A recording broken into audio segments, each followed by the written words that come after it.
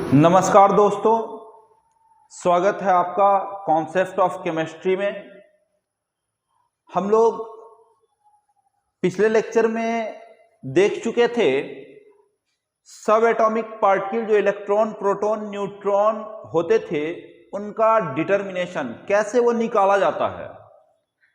आज जो है लेक्चर में हम लोग लेकर आए हैं क्या, तो आज लेक्चर में आया है मोल इन टर्म्स ऑफ वॉल्यूम। आज हम लोग पढ़ने वाले हैं अच्छा सा टॉपिक मोल कंसेप्ट में, जिसका नाम होगा moles in terms of volume.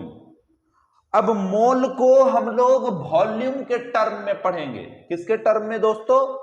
Mole volume के टर्म में पढ़ा जाएगा। तो मोल को अगर वॉल्यूम के टर्म में पढ़ना है तो एक साइंटिस्ट आए थे जिनका नाम है एवोगाड्रो। क्या नाम था? एवोगाड्रो। वो अपने नाम पे ही एवोगाड्रोज लॉ डिफाइन किए, एवोगाड्रोज लॉ दिए। इस लॉ से वो गैस के बारे में बताना चाहें। क्या था वो लॉ, देखेंगे बोर्ड पे, ठीक है। तो नोट्स कॉपी जो है उसको निकाल लीजिए, कॉपी पेन निकालिए और थोड़ा ध्यान से जरा इस टॉपिक को पढ़ेंगे।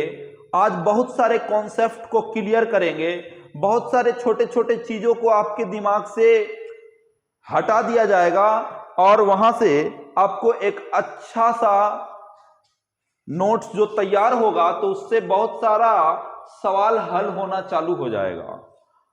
तो हम लोग पहले चालू करते हैं एवोगाड्रोज लॉ से। ये लॉ है क्या? एवोगाड्रोज लॉ स्टेटमेंट इसका क्या है कि under similar condition of temperature and pressure is equal to volume of all gases contains equal number of molecules. सुनिएगा, एवोगाड्रोज लॉ क्या कहता है? एवोगाड्रोज लॉ कहता है कि under similar condition of temperature and pressure, कहता है कि अगर टेम्परेचर और प्रेशर कंडीशन सिमिलर हो तो वो अगर कांस्टेंट रहे, क्या रहे? टेम्परेचर प्रेशर क्या रहे दोस्तों? कांस्टेंट रहे। तो टेम्परेचर और प्रेशर को क्या कहा है? कांस्टेंट। उस कांस्टेंट टेम्परेचर और प्रेशर पे कहा गया है कि वॉल्यूम ऑफ ऑल गैसेज, मतलब अलग अलग प्रकार का गैस लिया गया है। क्या? अलग अलग प्रकार का गैस लिया गया है और वो अलग अलग प्रकार का जो गैस है उसको कहा है कि वॉल्यूम के हिसाब से सारा गैस, अलग अलग जो गैस है उसका जो वॉल्यूम होगा, उस वॉल्यूम में जो मॉलिक्यूल्स होंगे, किसका? गैस का जो मॉलिक्यूल होगा वो मॉलिक्यूल इक्वल नंबर में होगा, इक्वल नंबर में डिस्ट्रीब्यूट होगा। कैसे इक्वल नंबर में कैसे डिस्ट्रीब्यूट होगा? मान लीजिए एक कंटेनर लिए, दूसरा कंटेनर लिए, तीसरा कंटेनर लिए। फर्स्ट वाले कंटेनर में H2 गैस ले लिए। कौन सा गैस दोस्त? H2 gas, hydrogen gas, nitrogen gas, इसमें ऑक्सीजन गैस ले लिए। हमने कहा एवोगाड्रोज लॉ लगाओ, इन तीनों कंटेनर में अलग अलग प्रकार का गैस भरा हुआ है। गैस जो भरा हुआ है तो उस गैस में हमने कहा एवोगाड्रोज लॉ लगाओ। एवोगाड्रो साहब ने कहा था, क्या कहा था? कि प्रत्येक का वॉल्यूम सेम होगा। प्रत्येक का वॉल्यूम क्या होगा? इक्वल होगा। प्रत्येक का वॉल्यूम भी ले लिया गया। प्रत्येक में जो नंबर ऑफ मॉलिक्यूल्स की संख्या होगी, नंबर ऑफ मॉलिक्यूल्स की संख्या होगी वो भी n ले लिया गया, कैपिटल N, समान, एक जैसा, है ना, एक ही होगा।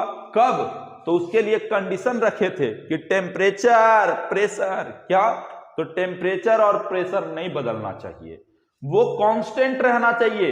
यानी टेम्परेचर और प्रेशर जब कांस्टेंट रहेगा दोस्तों मित्रों, तो आपका जो प्रत्येक कंटेनर का जो वॉल्यूम लिया गया है उस वॉल्यूम को इक्वल कर दिया जाएगा और उस वॉल्यूम में जितना नंबर्स ऑफ मॉलिक्यूल्स तीनों गैस का जो लिए हैं वो नंबर्स ऑफ मॉलिक्यूल्स भी एवोगाड्रोज लॉ के through, under the constant temperature and pressure के थ्रू नंबर्स ऑफ मॉलिक्यूल्स भी इक्वल होगा। ये स्टेटमेंट था एवोगाड्रोज लॉ का। किसका? एवोगाड्रोज लॉ का। तो इस स्टेटमेंट को अगर अलग शब्दों में हम लिखना चाहें तो लिखे है कि an other word equal number of molecules, क्या जी, equal number of molecules gases occupy same volume, gases occupy same volume, एक ही तरह का वॉल्यूम ऑक्यूपाई कर रहा है, स्थान को घेर रहा है, अंडर द आइडेंटिकल कंडीशन, समरूप कंडीशन हो तब, कौन सा कंडीशन, आइडेंटिकल कंडीशन, समरूप हो कंडीशन तब, मतलब टेम्परेचर और प्रेशर कांस्टेंट हो तो वॉल्यूम क्या होगा, इक्वल होगा प्रत्येक गैस का, और नंबर ऑफ मॉलिक्यूल क्या होगा, वो भी इक्वल होगा। अब हम लोग मोल के हिसाब से देखेंगे। 1 मोल अगर लेते हैं तो 1 मोल का वैल्यू कितना जानते हैं, एवगाड्रोज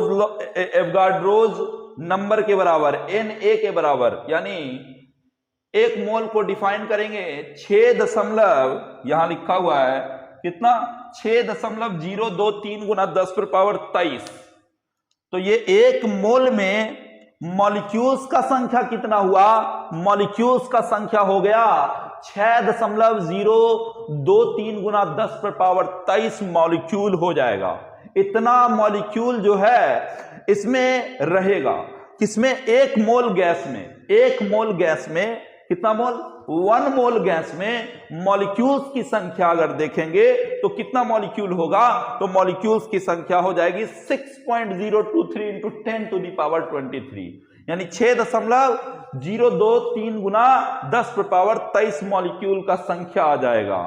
अब इसको जरा और ढंग से लिखना चाहें तो कैसे लिख सकते हैं, जरा आप देखेंगे। तो इस तरह से हम लोग आगे प्रोसीड करेंगे कि उधर जो एवोगाड्रोस लॉ पढ़े, क्या पढ़े, अंडर टेम्परेचर और प्रेशर कांस्टेंट हो, तो टेम्परेचर प्रेशर कांस्टेंट होगा तो उस समय जो अलग अलग प्रकार का आपको क्या लिया जाएगा, अलग अलग प्रकार का आपको अगर गैस लिया जा रहा है तो उस गैस का अलग अलग कंटेनर का वॉल्यूम सेम होगा, नंबर ऑफ मॉलिक्यूल्स सेम होंगे, उसको मोल के टर्म में जो है डिफाइन करना है।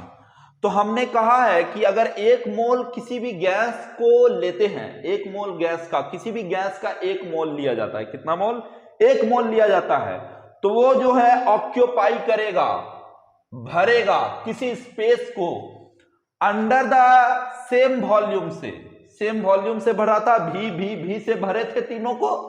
उसके बाद अंडर आइडेंटिकल कंडीशन, कौन सा कंडीशन, आइडेंटिकल कंडीशन, कंडीशन कैसा होना चाहिए, थोड़ा समरूप होना चाहिए, है ना, समरूप कंडीशन रहे, टेम्परेचर और प्रेशर कांस्टेंट रहे, तो जो वॉल्यूम होगा उस वॉल्यूम को कहेंगे मोलर वॉल्यूम। मतलब मोलर वॉल्यूम का मतलब यह हुआ कि मोलर वॉल्यूम में आप अगर 1 मोल वॉल्यूम को डिफाइन कर रहे हैं, कितना मोल, 1 मोल वॉल्यूम को अगर डिफाइन कर रहे हैं किसी गैस के लिए, तो वो जो कहलाएगा वो कहलाएगा मोलर वॉल्यूम। फिर से सुनिएगा, अगर आप किसी भी गैस के 1 मोल वॉल्यूम को डिफाइन कर रहे हैं, कितना, 1 मोल वॉल्यूम को डिफाइन कर रहे हैं, वो कहलाएगा आपको क्या, मोलर वॉल्यूम। लिखा हुआ है कि volume of 1 mole of gas is called molar volume, यानी 1 मोल किसका दोस्तों, गैस का अगर 1 मोल वॉल्यूम के टर्म में डिफाइन किया जा रहा है तो उसको मोलर वॉल्यूम कहा जाएगा। कांस्टेंट टेम्परेचर प्रेशर पे जहां हम H2 gas, N2 gas, O2 gas लिए थे, वहां पे हम अब मोल में लेंगे, किसमें, मोल में लेंगे, 1 mole of H2 gas, 1 mole of N2 gas, 1 mole of O2 gas, और नंबर ऑफ मॉलिक्यूल्स 1 मोल के बराबर होगा, मतलब 6.023 गुना 10⁻23 होगा। वॉल्यूम सबका सेम होगा क्योंकि टेम्परेचर प्रेशर कांस्टेंट है एवोगाड्रोस लॉ के अनुसार, और उसी को ऑल सारे गैस के लिए जो मोलर वॉल्यूम होगा यही वॉल्यूम के बराबर होगा, यानी मोलर वॉल्यूम जो होगा वो V के बराबर हो जाएगा। तो इस तरह से आपको एवोगाड्रोस लॉ खत्म हुआ।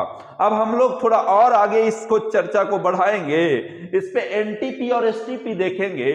एनटीपी क्या होता है, एसटीपी क्या होता है, दो नाम है। क्या है? दो अलग अलग नाम है, दोनों सेम चीज है। क्या है? दोनों सेम चीज है। बात को समझिएगा। एक है नॉर्मल टेम्परेचर प्रेशर, उसी को कहा जाता है स्टैंडर्ड टेम्परेचर प्रेशर। एक हुआ एनटीपी, दूसरा हुआ एसटीपी। अब हम लोग मामला एनटीपी और एसटीपी पे चलते हैं। इसको आप जरा लिख लीजिएगा ठीक ढंग से। अब हम लोग जरा एनटीपी और एसटीपी पे चलेंगे और उसको थोड़ा समझेंगे कि ये होता क्या है। उम्मीद है लिख लिए होंगे, हम मिटारेंगे।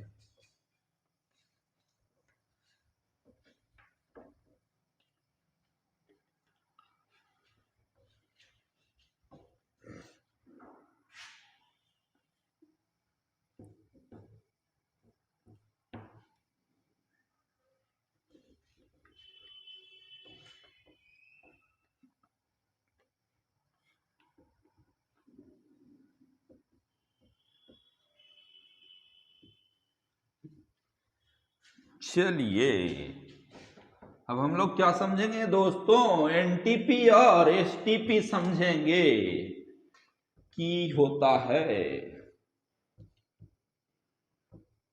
उम्मीद है आपको पढ़ने में मन लग रहा होगा। तो हम लोग क्या समझेंगे, एनटीपी और एसटीपी। एट एनटीपी, जिसको हम लोग कहते हैं normal temperature pressure, normal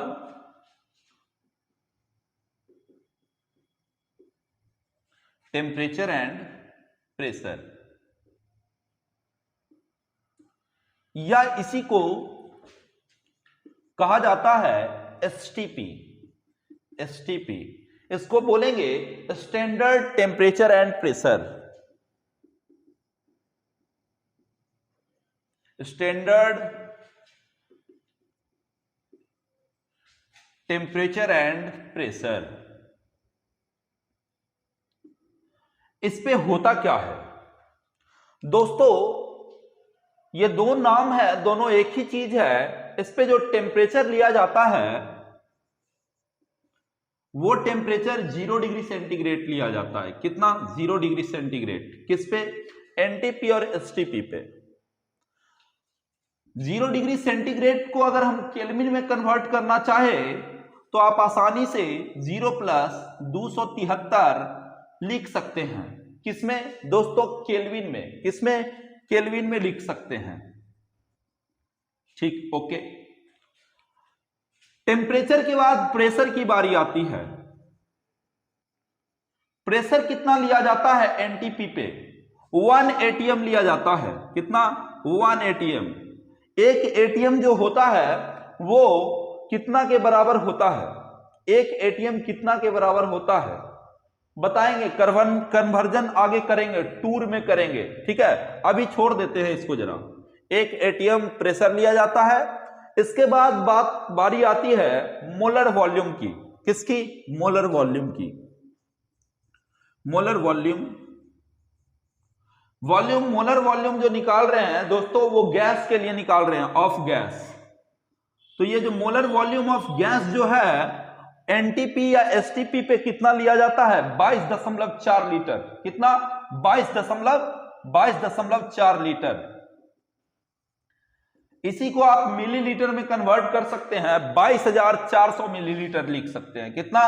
22,400 millilitre लिख सकते हैं, ठीक है। तो ये 22,400 मिलीलीटर आपको जो मिला वो मिला मोलर वॉल्यूम ऑफ गैस। किस पे मिला? तो आपको एनटीपी और एसटीपी पे मिला। किस पे मिला? एनटीपी और एसटीपी पे मिला। एनटीपी क्या होता है? Normal temperature and pressure. उसी को आप कह सकते हैं अपने हिसाब से, अपने टर्म में, स्टैंडर्ड टेम्परेचर एंड प्रेशर, ठीक है।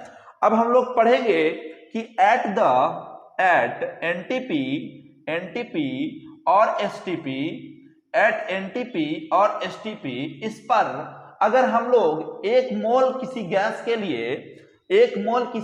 के लिए वॉल्यूम के टर्म में डिफाइन करना चाहें तो वो वॉल्यूम के टर्म में डिफाइन होगा 22.4 लीटर में। कितना में? 22.4 लीटर में। मतलब हम अगर लिखना चाहें कि भाई साहब 1 मोल लिया जाए, कितना मोल? 1 मोल लिया जाए किसी गैस के लिए, of any gas, of any gas, of any gas, किसी गैस के लिए लिया जाए तो वो, सॉरी एनी 2 बार लिखा गया है ना, of any gas, of any gas occupy करेगा कितना? ऑक्यूपाई 22.4 लीटर, 22.4 लीटर क्या जी? वॉल्यूम, वॉल्यूम ऑक्यूपाई करेगा कितना? 22.4 लीटर वॉल्यूम ऑक्यूपाई करेगा, ये रखेगा किस पे? एनटीपी पे। 1 मोल वॉल्यूम, 1 मोल गैस का वॉल्यूम हुआ, 1 मोल ऑफ गैस का वॉल्यूम कितना हुआ? 22.4 लीटर में। ठीक है, ये मोलर वॉल्यूम में भी तब्दील हो गया, तो आप इस वैल्यू को याद रखेंगे। 22.4 लीटर के वैल्यू को मोलर वॉल्यूम कहलाता है ये गैस का। आप इसको लिखिए, मिटा देंगे, और भी कन्वर्जन में आएंगे, और भी फॉर्मूलाज देखेंगे, फिर प्रेशर के लिए देखेंगे, आगे चल के टेम्परेचर के लिए देखेंगे। उम्मीद है लिख लिए होंगे।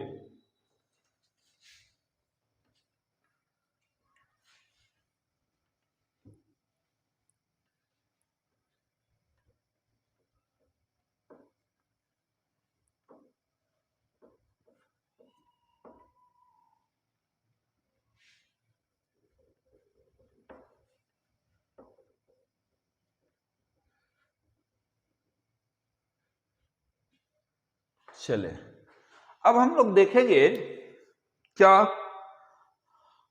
तो एट एनटीपी और एसटीपी, एनटीपी और एसटीपी पे क्या देखना है? 1 मोल गैस का, 1 मोल ऑफ गैस बराबर क्या होता है? देखिए 1 मोल का बात हो रहा है तो वैल्यू 1 मोल का याद होना चाहिए, 6.023 गुना 10 पर पावर 23 होता है, इतना वैल्यू होता है। तो आप इतना मॉलिक्यूल लिख सकते हैं, मॉलिक्यूल लिखिए, मॉलिक्यूल्स, इतना मॉलिक्यूल्स हो जाएगा। अच्छा भाई साहब जरा सोच के तो देखिए कि ये जो 6.023 गुना 10 पर पावर 23 मॉलिक्यूल है, इस मॉलिक्यूल को और भी कुछ लिखा जा सकता है क्या? जी सर, इसको अगर हम लोग देखें मॉलिक्यूलर वेट ऑफ गैस में तब्दील कर सकते हैं। किसमें? मॉलिक्यूलर वेट ऑफ गैस में तब्दील कर सकते हैं, इन ग्राम में। यानी ये लिखा जा सकता है molecular weight of gas in gram, gram में। अच्छा, इसी चीज को अगर वॉल्यूम के टर्म में लिखना हो, यही 22.4 लीटर होता है। क्या होता है? 22.4 लीटर होता है। अच्छा, और आगे अगर हम चाहें कि मोल्स ऑफ गैस निकालिए, मोल्स ऑफ गैस निकालिए, हम लोग पढ़े हैं भैया वेट बटा मॉलिक्यूलर वेट, लेकिन यहां पे हम लोग वॉल्यूम पढ़ रहे हैं, मोल को वॉल्यूम के टर्म में पढ़ रहे हैं। वॉल्यूम के लिए फॉर्मूला क्या लगाएंगे? वॉल्यूम ऑफ किसका? गैस का वॉल्यूम होता है, तो गैस किसमें? इन लीटर में डिवाइडेड बाई, भाग दे देंगे किससे? मोलर वॉल्यूम से, 22.4 से। एक फॉर्मूला ये हुआ। दूसरा, अगर आप और लिखना चाहें तो आप ये लिख सकते हैं, मोल्स ऑफ गैस बराबर वॉल्यूम ऑफ गैस किसमें जी? इन मिलीलीटर में। तो मिलीलीटर में आप 22,400 से भाग दे दीजिएगा। कितना से? 22,400 से भाग दे दीजिएगा। इसी बात को अगर हम थोड़ा सा नोट में बताएं, क्या लिखेंगे? किसका? मोल्स ऑफ गैस का क्या हो जाएगा? तो volume of gas divided by molar volume of gas, क्या volume of gas divided by molar volume of gas, क्या हो जाएगा formula, volume of gas divided by molar volume of gas. तो इस तरह से आपका ये एनटीपी और एसटीपी पे मोल भी गैस का निकल गया, ठीक है। तो ये गैस का आपका मोल निकला। अब इसके बाद टॉपिक पढ़ेंगे हम लोग प्रेशर, और उस प्रेशर का फिर यूनिट पढ़ेंगे जरा, ठीक है। तो प्रेशर जो है उसको पढ़ेंगे। अब जरा इसको जरा आप राइट डाउन कर लीजिएगा, कॉपी में लिख लीजिएगा, इसे हम मिटाएंगे। जहां ना समझ में आए कमेंट जरूर करें, वीडियो को लाइक और सब्सक्राइब भी जरूर करें, ताकि और ढेर सारा वीडियो आपको मिलते रहे, लेक्चर मिलते रहे। खूब मेहनत करके पढ़ाएं हम, आप इसका फायदा लेते रहें। बहुत सारा सवाल इससे हल होगा, सवाल भी बनाएंगे।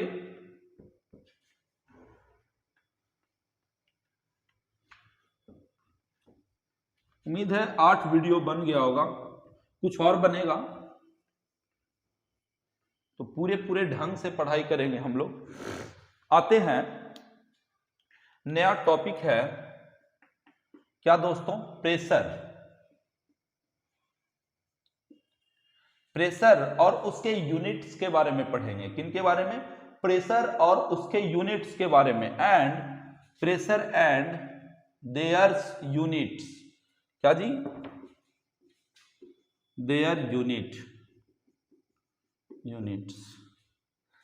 सबसे पहले समझते हैं दोस्तों प्रेशर किसको कहते हैं।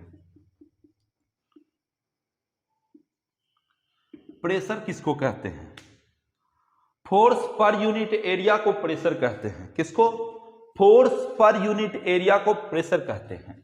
लिख लेंगे छोटा सा डिफिनेशन,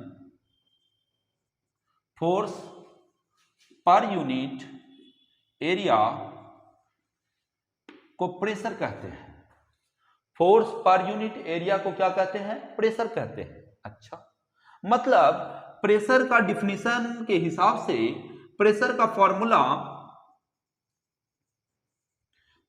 फॉर्मूला हो जाएगा फोर्स बटा area, force divided by area. तो ये प्रेशर का फॉर्मूला हुआ। इसके हिसाब से एसआई यूनिट की बात करते हैं। एसआई यूनिट ऑफ, क्या जी, एसआई यूनिट ऑफ प्रेशर क्या हो जाएगा, फोर्स का एसआई यूनिट होता है न्यूटन, एरिया का मीटर स्क्वायर। तो इसको लिखा जा सकता है क्या, इसको लिखा जा सकता है न्यूटन पर मीटर स्क्वायर, ठीक है। या फिर इसी को तब्दील करके ऐसे लिख सकते हैं न्यूटन मीटर पर पावर -2। हो गया। अच्छा, और भी कुछ होता है क्या, जरूर। एसआई यूनिट ऑफ प्रेशर की ही बात करते हैं। ये हमको निकल के कितना आया दोस्तों, न्यूटन मीटर पर पावर -2 आया।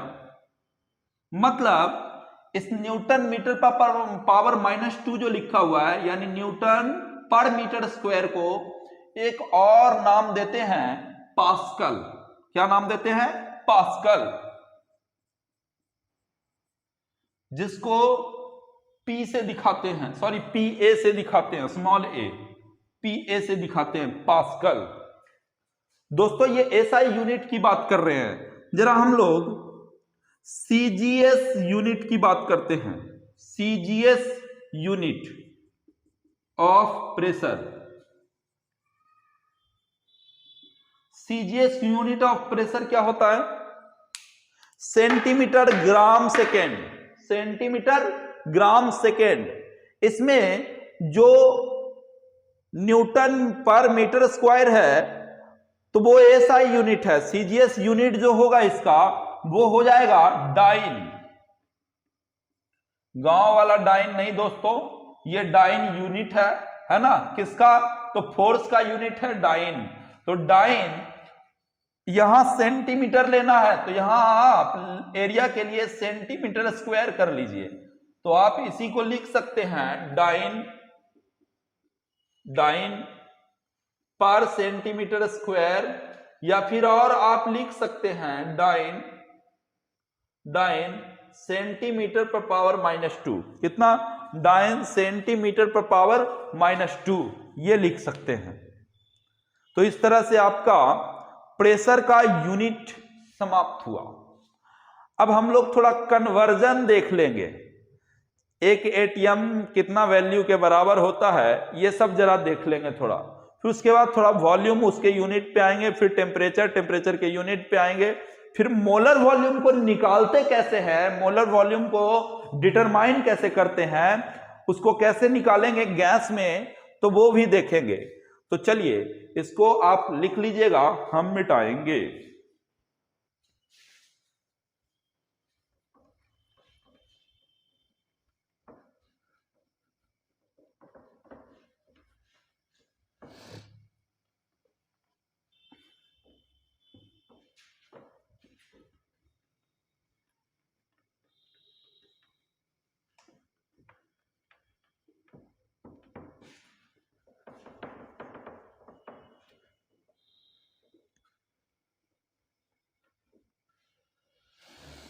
ओके, अब हम लोग जरा थोड़ा सा और आगे बढ़ेंगे, इसमें देखेंगे कन्वर्जन समझिए। 1 एटीएम बराबर एक एटमॉस्फेरिक बराबर होता है 76 सेंटीमीटर। कितना? 76 सेंटीमीटर ऑफ Hg। कितना? 76 सेंटीमीटर ऑफ Hg ये होता है। इसको और कन्वर्ट करें तो इसको आप लिख सकते हैं 760 mm। कितना? 760 mm ऑफ Hg। या इसी को और लिख सकते हैं आप 760 टूर। क्या जी? Torr TORR torr. ये कन्वर्जन हो सकता है। और भी कुछ हो सकता है सर, थोड़ा सा और आगे लेके चलते हैं, थोड़ा सा और आगे, ठीक है। 1 एटीएम, एक एटीएम को हम लोग कन्वर्ट कर सकते हैं किसमें? न्यूटन पर मीटर स्क्वायर में। अच्छा सर, ऐसा भी होता है? यस दोस्त, ये भी होता है। इसका वैल्यू हम लोग कैलकुलेट करके लिखते हैं 1.013 इंटू 10 टू द पावर शायद 5, हाँ confirm, 10 to the power 5 newton पर मीटर स्क्वायर होता है। कितना? न्यूटन पर मीटर स्क्वायर। अच्छा सर, जब न्यूटन पर मीटर स्क्वायर में कन्वर्ट किए हैं तो डाइन पर सेंटीमीटर स्क्वायर में भी हो जाएगा? जरूर, एकदम सही पकड़ा। यानी सर एक एटीएम बराबर अगर डाइन में लिखना चाहे तब सर कुछ नहीं है, वो पावरवा बढ़ा देगा 1.013 गुना 10 पर पावर 6 डाइन पर सेंटीमीटर स्क्वायर हो जाएगा। ये कितना? डाइन पर सेंटीमीटर स्क्वायर हो जाएगा। अच्छा सर, और कुछ होता है? एक दो और बता देते हैं। एक बार बराबर कितना होता है? एक बार जो होता है दोस्तों, उसका जो कन्वर्जन होता है वो होता है 1.013 एटीएम ये होता है। यानी 1 बार 1 एटीएम के लगभग बराबर होता है। यहां पे एक बात और लिख दे रहे हैं, इसीलिए एक बार जो होता है लगभग एक एटीएम के बराबर होता है, लिया जाता है। देखिए पॉइंट के बाद 013 लिखा हुआ है, ठीक है, तो इसीलिए एक बार एक एटीएम के बराबर लिया जाता है। अच्छा सर, कुछ और भी चाहे तो कुछ और भी लिख ही सकते हैं। बुकवा में तो बड़ी रहता है, बुकवा में रहता है, याद कर लीजिएगा आप, ठीक है। एक बार जो है ये एक बार बराबर 10 पर पावर 5 न्यूटन पर मीटर स्क्वायर भी हो भाई, और के कर बराबर हो सकता है 10 पर पावर 6 डाइन पर सेंटीमीटर स्क्वायर के भी बराबर हो भाई। ठीक है, तई जो है याद कर ले बू, थोड़ा सा हम मगही बोल रहे हैं क्योंकि हम नालंदा डिस्ट्रिक्ट से बिलोंग करते हैं, तो इसलिए इसको जरा ठीक ढंग से लिख लीजिएगा। कन्वर्जन है ये किसका, प्रेशर का, ये याद रहेगा तो जेई मेंस के सवाल में, एडवांस के सवाल में, नीट के सवाल में कन्वर्जन पे अगर कहीं सवाल पूछ देता है तो फंसिएगा नहीं। ठीक है, तो इसके बाद हम लोग थोड़ा वॉल्यूम पढ़ेंगे, आप लिख लेंगे जरा अच्छा से इसको। चलिए आते हैं हम लोग, बोले हम अभी बताए थे आपको कि वॉल्यूम पे आएंगे तो वॉल्यूम और उसका यूनिट देखेंगे। ऐसा यूनिट ऑफ वॉल्यूम जो होता है, वॉल्यूम का फॉर्मूला होता होगा लंबाई गुने चौड़ाई गुने ऊंचाई। तो लंबाई चौड़ाई ऊंचाई में जो आपको यूनिट लिया जाता है, मान लीजिए अगर मीटर में ले रहे हैं तो मीटर गुने मीटर लेंगे, तो यहां से हो जाएगा क्या, मीटर क्यूब। क्या हो जाएगा दोस्तों, मीटर क्यूब। ये ऐसा यूनिट ऑफ वॉल्यूम हो गया। वॉल्यूम का ऐसा यूनिट क्या होता है, मीटर क्यूब में होता है। अगर हम लोग सीजीएस यूनिट की बात करें, किसकी, सीजीएस यूनिट जो है यूनिट ऑफ वॉल्यूम की बात करें, सीजीएस यूनिट ऑफ वॉल्यूम में बस सेंटीमीटर में तब्दील कर दीजिए, सेंटीमीटर गुने सेंटीमीटर, तो ये हो जाएगा सेंटीमीटर क्यूब। क्या हो जाएगा, सेंटीमीटर क्यूब। अब और क्या हो सकता है, और कन्वर्जन हो सकता है क्या कि एक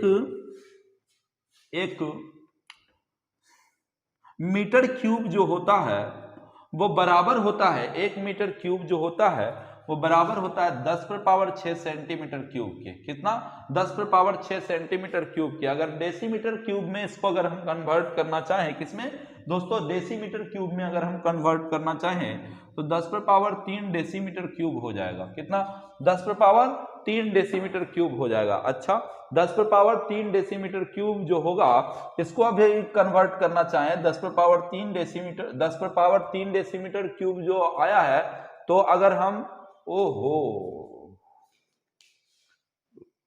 तो लाइट चली गई थी दोस्तों, इसीलिए रुक गए थे, है ना। तो आ जाइए, 1 डेसीमीटर क्यूब जो होता है 1 लीटर के बराबर होता है, और 1 सेंटीमीटर क्यूब जो होता है 1 मिलीलीटर के बराबर होता है। तो ये आपका वॉल्यूम का कन्वर्जन रहा। वॉल्यूम को समझ पाए आप, ठीक है। ये जो छोटा छोटा टॉपिक पढ़ा रहे हैं ना, इससे बहुत सहूलियत मिलेगा आपको सवाल बनाने में। इसके बाद हम लोग टेम्परेचर पे आते हैं, तो इसको मिटा दे रहे हैं, जरा आप लिख लीजिएगा, हम मिटाएंगे, है ना।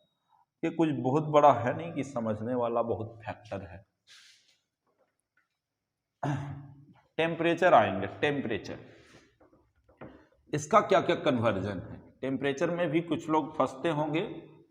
फिर मोलर वॉल्यूम के डिटर्मिनेशन पे आएंगे कि कैसे मोलर वॉल्यूम को निकाला जाता है, ठीक है। मोलर वॉल्यूम को कैसे निकाला जाता है, इस पे भी आएंगे। चलिए, चल आ जाए, टेम्परेचर पे आते हैं। क्या दोस्तों,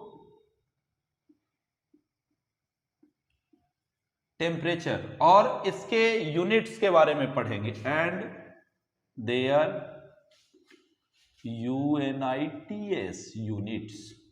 टेम्परेचर और उसके यूनिट्स के बारे में पढ़ेंगे। ये टेम्परेचर होता क्या है। सबसे पहले हम एक छोटा टर्म सीखेंगे, एब्सोल्यूट टेम्परेचर। किसको, absolute temperature. Absolute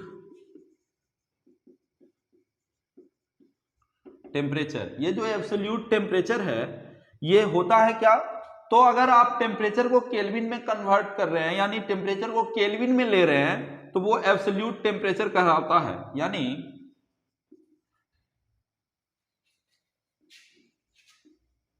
temperature in kelvin,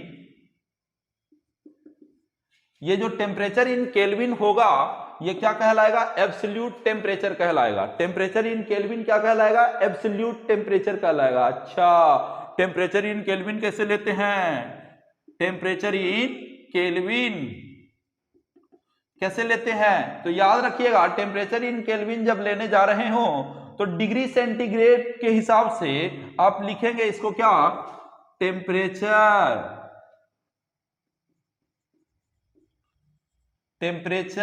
in 0 degree centigrade plus 273 degree centigrade, दोनों को ऐड करेंगे, ठीक है।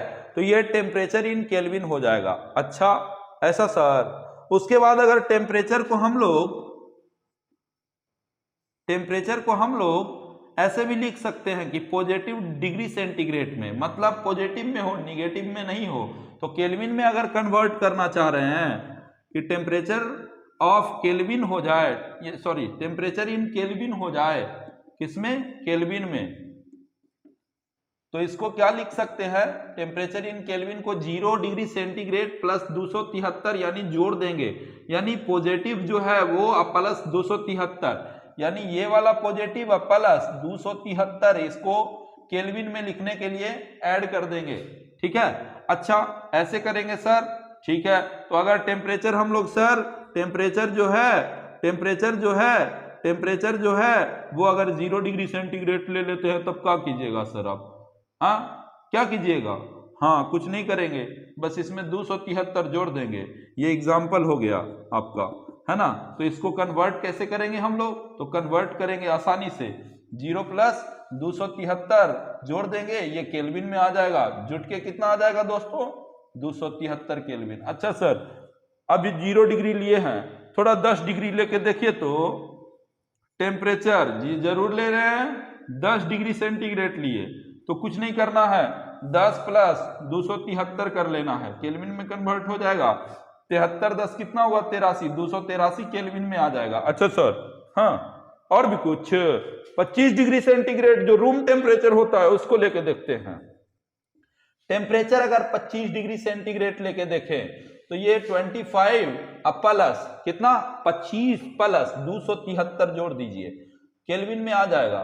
तो 25 और 273 जोड़ेंगे तो कितना आएगा दोस्त, जरा 298, 5 3 8, तो 298 केल्विन में आएगा। अच्छा सर और कुछ, एक आध गो और ले ले, टेम्परेचर